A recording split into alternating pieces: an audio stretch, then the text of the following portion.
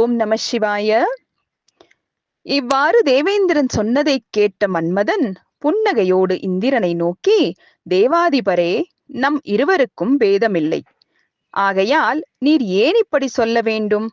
உலகத்தில் உபகாரம் செய்பவன் தான் செய்யும் செயலால்தான் தன்னை தெரியப்படுத்திக் கொள்கிறானே தவிர வெறும் வாய்ப்பேச்சால் தெரியப்படுத்துவது இல்லை. எவன் ஒரு வேலையை தானே செய்து முடிக்கத் திறமையுள்ளவன் என்று விளக்கமாக வாய்விட்டு சொல்கிறானோ அவன் எந்த வேலை செய்யப் போகிறான்? அப்படி வாய்விட்டு சொல்வது உச்சிதமல்ல என்றாலும் நான் சொல்வதை கேளும். உம்முடைய பதவியை பறித்துக் கொள்வதற்காக எவன் உக்கிரமாக தவம் செய்கிறானோ அவனை ஒரே க்ஷணத்தில் பெண்ணின் கடைக்கண் பார்வையாலும் என் காமபானங்களாலும் வீழ்த்தி விடுகிறேன். அவன் தேவனாயினும் ராட்சசனாயினும் மகா முனிவனாயினும் அவனை க்ஷண நேரத்தில் காம இச்சைக்கு ஆளாக்கி வீழ்த்தி விடுகிறேன். இப்போதே உமது வஜ்ராயுதத்தையும் இதர போர்க்கருவிகளையும் தூர எறிந்து விடும். உமக்கு மிகவும் நண்பனும் மன்மதனுமான நான் வந்திருக்கும் போது அக்கருவிகள் என்ன வெற்றியை தரப்போகின்றன?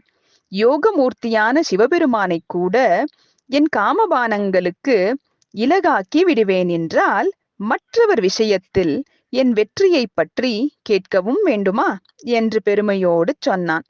உடனே இந்திரன் உற்சாகமடைந்து, மன்மதா, நான் எந்த காரியத்திற்காக உன்னை நினைத்தேனோ அந்த காரியத்தையே நீயும் சொல்லிவிட்டாய். உன்னை எதற்காக நினைத்தேன் என்பதை சொல்லுகிறேன் கேள்.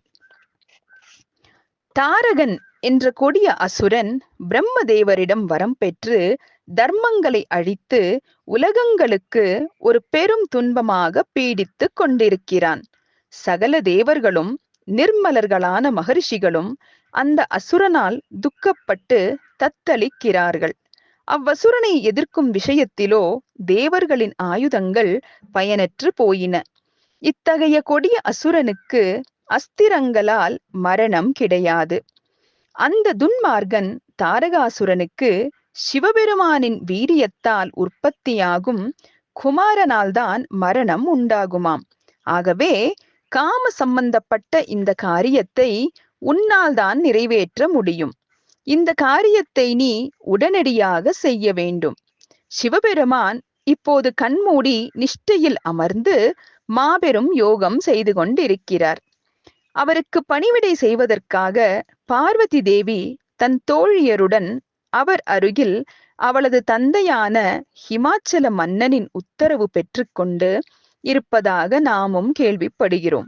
ஆகையால் மகா யோகியான சிவபெருமானுக்கு யோகம் கலைந்து எப்படி அந்த பார்வதியின் மேல் ஆசையும் காமமும் உண்டாக்க முடியுமோ அப்படி செய்ய வேண்டியது உன் கடமையாகும். இந்த உபகாரத்தை செய்தால் நீயும் கிருதார்த்தன் ஆவாய்.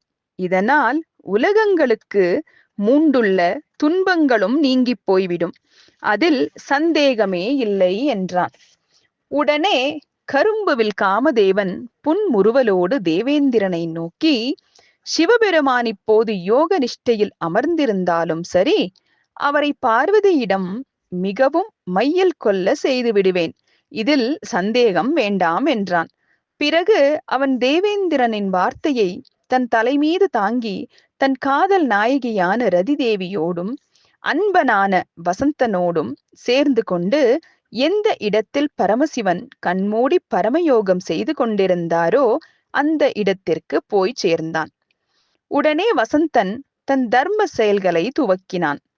வசந்த ருதுவிற்கு உரிய தர்மங்கள் அந்த வனத்தை சேர்ந்தன. அந்த வனத்தில் இருந்து பலாமரங்களில் மலர்கள் பூத்து குலுங்கி கமகமவென வாசனை வீசின. தென்னை மரங்களிலும் மாமரங்களிலும் அசோக மரங்களிலும் அரும்புகள் அலர்ந்தன. மகிழம் பூ மரங்களில் வண்டுகள் இன்னிசை மீட்டி மொய்த்தன. பூங்குயில்கள் கூவி மோகமூட்டின. குளுமையான சந்திர கிரணங்கள் காமவதையடைந்துள்ள ஆடவர்களை கூடி கழிப்பதற்கான காலங்களில் தம் நாயகரிடம் வேட்கையோடு செல்ல வைத்தன. தென்றல் இன்னிசை பாடி இனிமையாக வீசியது. அவ்வனத்தில் இருந்த முனிவர்களுக்கும் அடக்கவொண்ணாத காமப்பெருக்கை தென்றல் காற்றோ எங்கும் பொங்கி எழச் செய்தது. மரங்களும் கற்களும் கூட மன்மத சக்தியை பெற்றனவென்றால் தேவர்கள் மனிதர்களைப் பற்றி சொல்லவா வேண்டும்? யாவருடைய துன்பத்தையும் போக்குபவரான சிவபெருமான் அப்போது அங்கு அகாலத்தில் வசந்த ருது தோன்றியதைக் கண்டு வியந்துவிட்டு மீண்டும் கடூரமான யோகத்தில் ஆழ்ந்தார். இன்றைய கதையிலும் விளக்கம் தரும்படியான சமஸ்கிருத சொற்களோ பழமையான தமிழ் சொற்களோ இல்லை. நாளைய கதையில் பார்ப்போம். ஓம் நம சிவாய.